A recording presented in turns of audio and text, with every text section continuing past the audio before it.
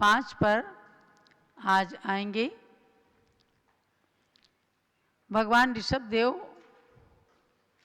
के चरण सानिध्य में पूज्य गण्य ज्ञानमती माता की छत्र छाया में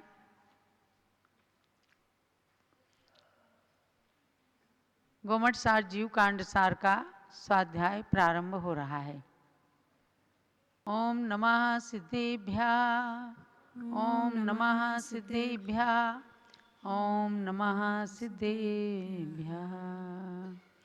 सरस्वती नमस्तुभ्यं वरदे कामरूपिणी, विद्यारंभं करिष्यामि सिद्धिर्भवतु मे सदा।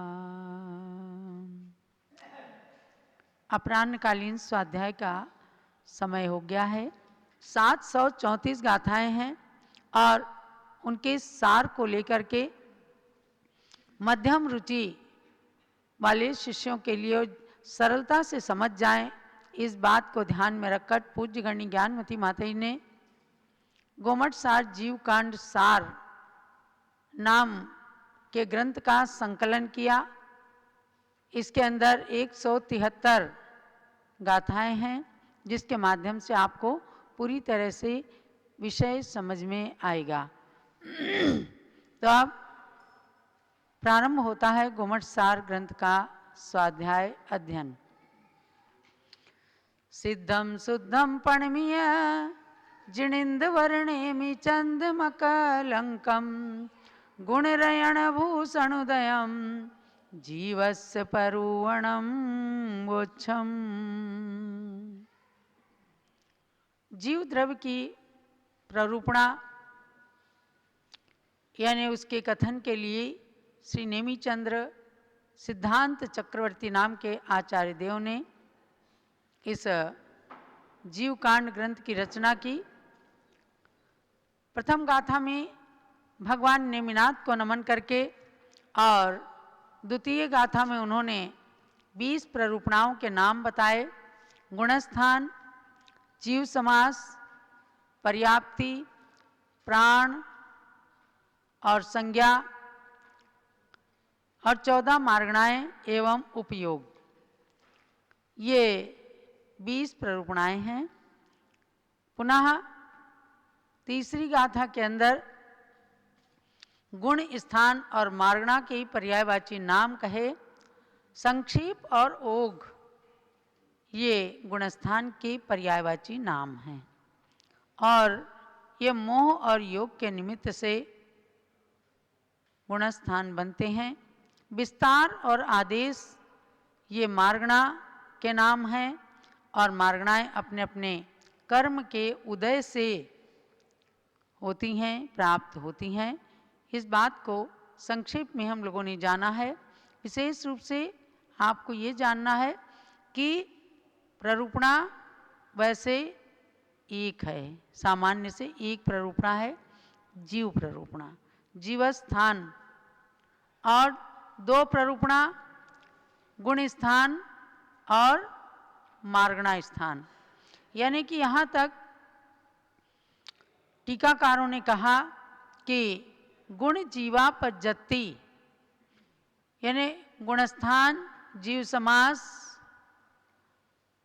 पर्याप्ति, प्राण, संज्ञा और उपयोग, इन 5 प्ररूपणाओं को केवल 2 के द्वारा जाना जा सकता है, गुण स्थान और मार्गणा स्थानों के द्वारा। इसलिए आपको प्ररूपणाओं के 2 भेद भी जानना है कि गुणस्थान और मार्गणा स्थान। अब आगे इसी विषय को लेकर के गुणस्थान का सामान्य लक्षण इसमें कहा जा रहा है। जय हिंदु लखी जनते, हिंदु लखी जनते, उदयादिषु संभवे हि भावेहिम्, उदयादिषु संभवे हि भावेहिम्, जीवाते गुणसन्ना, जीवाते गुणसन्ना, निद्दिष्ठा संवदरे सिंहिम्, निद्दिष्ठा संवदर सिंहिम्। सामूहिक रूप में गाथा पढ़िएगा। जेहिंदुलखिजन्ते उदयादिषु संभवे भावेहिं जीवाते गुणसन्ना निर्दिष्टा सौवदरेसिंह यैस्तु लक्ष्यन्ते उदयादिषु संभवै भावैः जीवास्ते गुणसंज्ञा निर्दिष्टाः सर्वदर्शिभिः। सर्वदर्शिभिः निर्दिष्टा यानी सर्वज्ञ भगवान जिन्होंने लोक और अलोक सबको जान लिया, देख लिया, ऐसे सर्वदर्शी सर्वज्ञ भगवान ने निर्दिष्ट किया है, माने कहा है।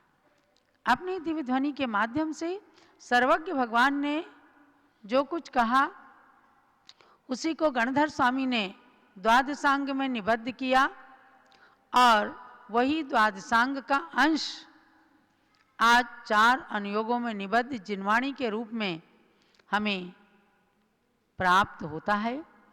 द्वादशांग नहीं है किंतु द्वादशांग का अंश है, अर्थात अंग और पूर्व रूप ग्रंथों की रचना हो नहीं सकती। ये बात कई बार आपको पूज्यगण्य ज्ञानमती माता ने बताया है। जब भी हमारा सठखंडागम का स्वाध्याय चलता है प्रातःकाल, अभी तो अष्टानिका पर्व है, तो सिद्धांत ग्रंथ के स्वाध्याय का अनध्याय अकाल रहता है। अभी 4 दिन पहले ही स्वाध्याय चल रहा था, तो एक एक पद का लक्षण कहा और उस लक्षण को जान करके ये विश्वास कर लेना चाहिए कि वर्तमान में इन पदों की इतनी संख्या रूप से श्रुत को कभी भी कोई ज्ञानी निबद्ध नहीं कर सकता। इसलिए द्वादशांग को लिपिबद्ध नहीं किया जा सकता। हाँ, द्वादशांग का जो सार है जिनवाणी के 4 अनुयोगों में निबद्ध ज्ञान, उसी ज्ञान को हम अंग और पूर्व का सार समझें। तो इसी लक्ष्य को लेकर के कहा कि सर्वदर्शी भी निर्दिष्टा, इन्हें सर्वज्ञ भगवान जिन्होंने सब कुछ जाना और देखा है अपने केवल ज्ञान के द्वारा, उन्होंने जो कुछ निर्देश किया है, जो कुछ बताया है, उसी के अनुसार हम यहाँ पर बता रहे हैं। तो गुणस्थान किसे कहा? ये कहा यस्तु लक्ष्यन्ते उदयादिषु संभवैर्भावैः, यानी और जीवास्ते गुण संज्ञा, गुणस्थान का लक्षण यानी दर्शन मोनि आदि कर्मों की। दर्शन मोनि आदि कर्म कौन से हैं?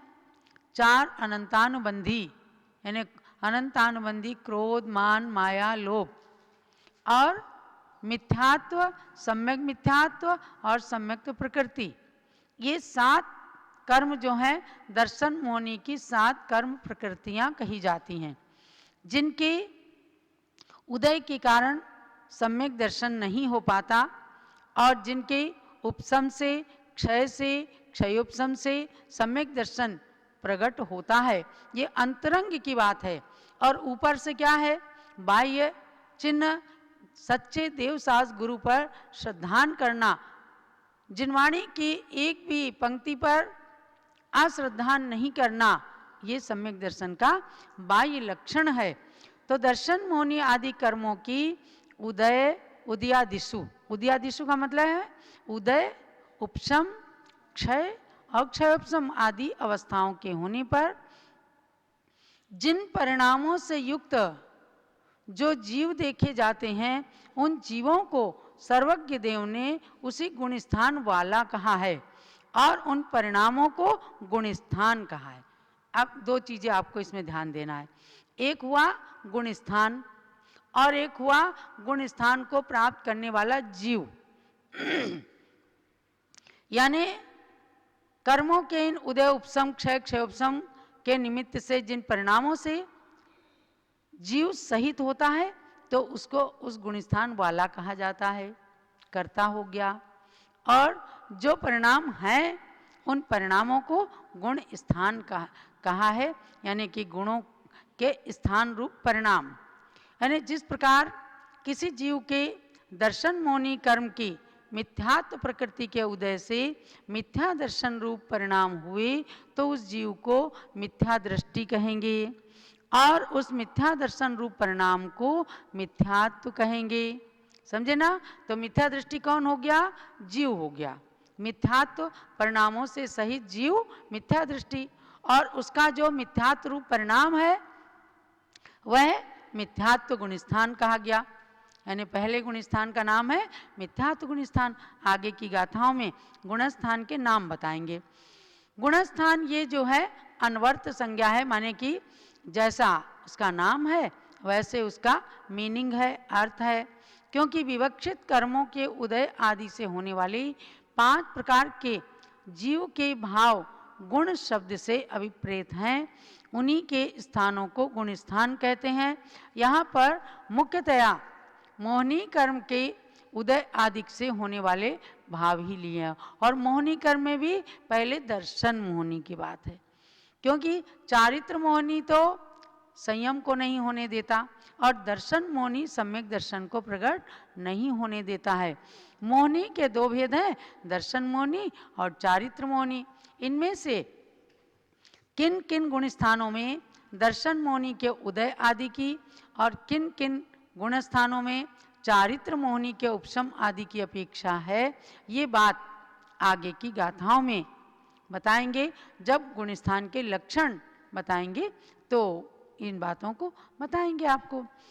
तो विवक्षित 5 भाव कौन से हैं जीव के, जिन्हें स्वतत्व कहा है? तत्वार्थ सूत्र में आप दूसरी अध्याय के प्रथम सूत्र में पढ़ते हैं, औपसमिक क्षायिको भावो मिश्रश्च जीवस्य स्वतत्व मौदयिक पारिणामिकौ च। यानी औदयिक उदय से होने वाले, उपशम से होने वाले, क्षय से होने वाले, क्षयोपशम से होने वाले और परिणामों के निमित्त से होने वाले कर्मों की अपेक्षा, जिनमें उदय आदि चारों प्रकार के कर्म की अपेक्षा ना हो, वो कहलाते पारिणामिक भाव। जैसे जीव भव्य भव्यत्वानि चा, ये पारिणामिक भाव है। जीवत्व किसी की अपेक्षा नहीं रखता, जीव कभी अजीव होता नहीं, भव्य कभी अभव्य होता नहीं, अभव्य कभी भव्य होता नहीं। तो इन्हीं को कहते हैं गुण, और इनको तत्वार्थ सूत्र के अंदर जीव के स्वतत्व नाम से बताया गया है। अर्थात ये 5 भाव ऐसे हैं जिनके निमित्त से जीव के अंदर काफ़ी हलन चलन होता है, और उसी हलन चलन के होने से गुण स्थान बनते हैं। जैसे आपको उदाहरण दिया गया कि मिथ्यात्व कर्म के उदय से ये जीव मिथ्या दृष्टि होता है, और मिथ्यात्व के उदय से जो परिणाम हुए तो वह मिथ्यात्व गुणस्थान कहलाया, पहला गुणस्थान। इस बात को तो सरलता से सब लोग समझ सकते हैं ना, कि जब तक जीव के मिथ्यात्व कर्म का उदय रहता है तो उसे अच्छी बात कभी भी सुहाती नहीं है। यानी शास्त्र की सच्ची बात नहीं सुहाती, किसी ना किसी कारण से वो गलत श्रद्धान कर लेता है और वह मिथ्यात्व गुण स्थान में रहता है। और जब उसके दर्शन मोहनी की कर्म प्रकृतियों का कुछ उपशम होता है, यानी शांत होते हैं वो कर्म, चाहे भगवान के दर्शन करते समय या गुरुओं के उपदेश सुनते समय या किसी ग्रंथ का स्वाध्याय करते समय या तीर्थ वंदना करते समय या अपने को जाति स्मरण हो जाए, किसी भी कारण से जीव को जब मंद परिणाम होते हैं, क्रोध कम होता है, मान माया लोभ इनकी प्रवृत्तियां क्षीण होती हैं, शांत होती हैं, तब अपने आप परिणामों में विनम्रता आने से जब परिणाम अच्छे होते हैं तो ये अंतरंग में चलने वाली ऑटोमेटिक प्रक्रिया है। ऊपर से निमित्त हम विभिन्न प्रकार के बनाते हैं और बनाना चाहिए भी, क्योंकि इन सब चीज़ों को पढ़ने का सार ही यही है कि हम मिथ्यात्व से सम्यक्त की ओर आए। अनादिकाल से ये जीव संसार के अंदर परिभ्रमण कर रहा है। आपको हमको पता नहीं है कि हम कितने दिनों से या कितने जन्मों से संसार में परिभ्रमण कर रहे हैं। अनादिकाल से भ्रमण कर रहे हैं, लेकिन अब अनंत काल तक भ्रमण नहीं करेंगे। क्योंकि अपने को इस पंचम काल के अंदर भी मानव पर्याय और जैन कुल मिला है, सच्चा धर्म मिला है, सच्चे गुरु मिले हैं, तो निश्चित रूप से हमारे परिणामों में मृदुता आकर के और हम सम्यक दृष्टि हैं और सम्यक दर्शन को जीवन के अंतकाल तक दृढ़ रखेंगे। इस बात को अपने को मानना चाहिए और दृढ़ रहना चाहिए। तो आपको जानना है कि कैसे हिंसा, झूठ, चोरी, कुशील, परिग्रह, इन 5 पापों को मुख्यता दी गई है कि इन 5 पापों में रमण करते हुए व्यक्ति कभी भी सम्यक दर्शन को प्राप्त नहीं कर पाता। और जब पापों से विरत होने लगता है, पुण्य की ओर आता है, तब वह यानी कि अहिंसा धर्म का पालन करे। सबसे मूल जो पाप का कारण है हिंसा।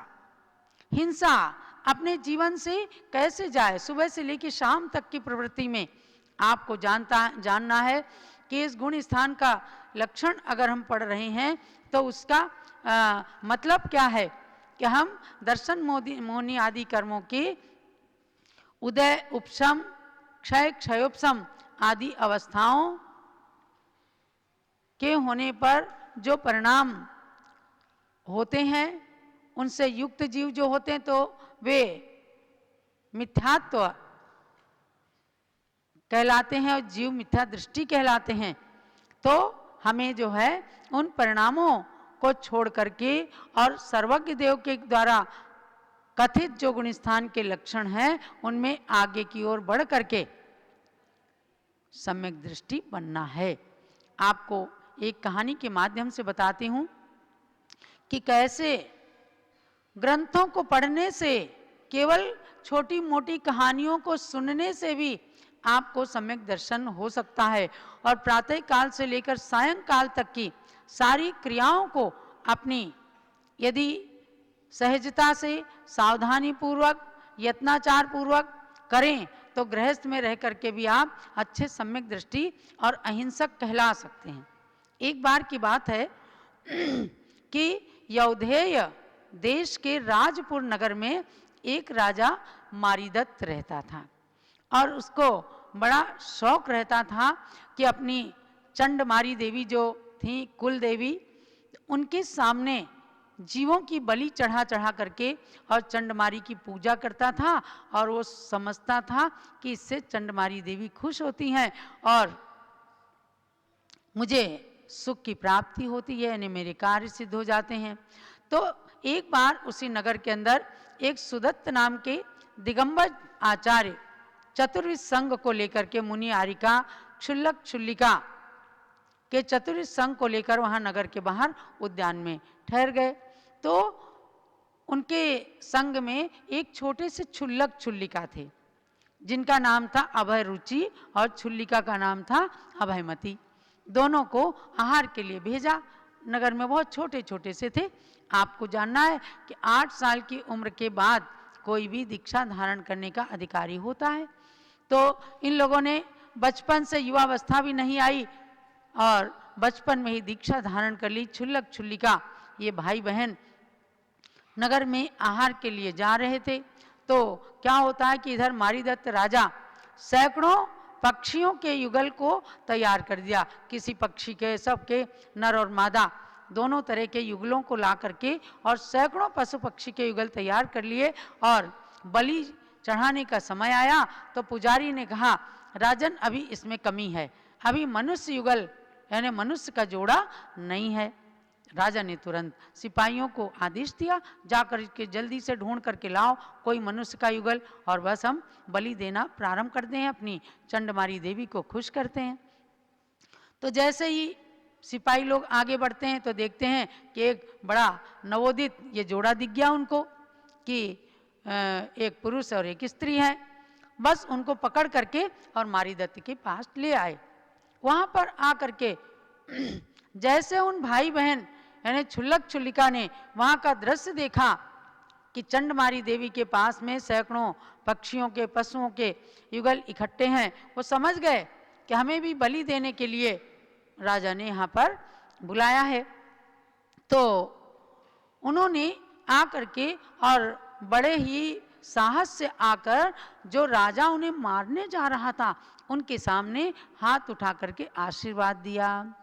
राजन, आपको सद्बुद्धि प्राप्त हो। राजा उन्हें देख करके एकदम आश्चर्यचकित होता, इतने कोमल कोमल ये बालक बालिकाएं हैं, इनको अभी हम मौत के घाट उतार देंगे। तो राजा ने उनसे कहा कि तुम लोगों का ये वेश क्या है? उन्होंने कहा कि हम क्षुल्लक और क्षुल्लिका नाम की दीक्षा को हमने धारण किया है।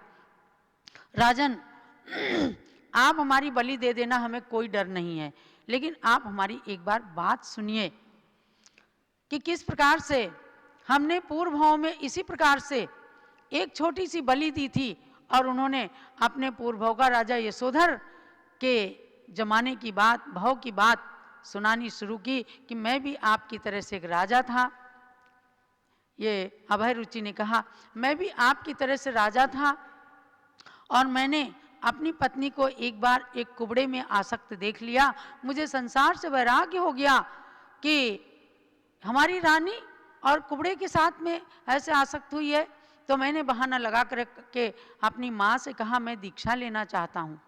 मेरी माँ ने बहुत रोका, मुझे दीक्षा नहीं लेने दी। तब मैंने थोड़ा बहुत बहाना वहाना लगाया, मैंने ऐसा सपना देखा, ये है वो है।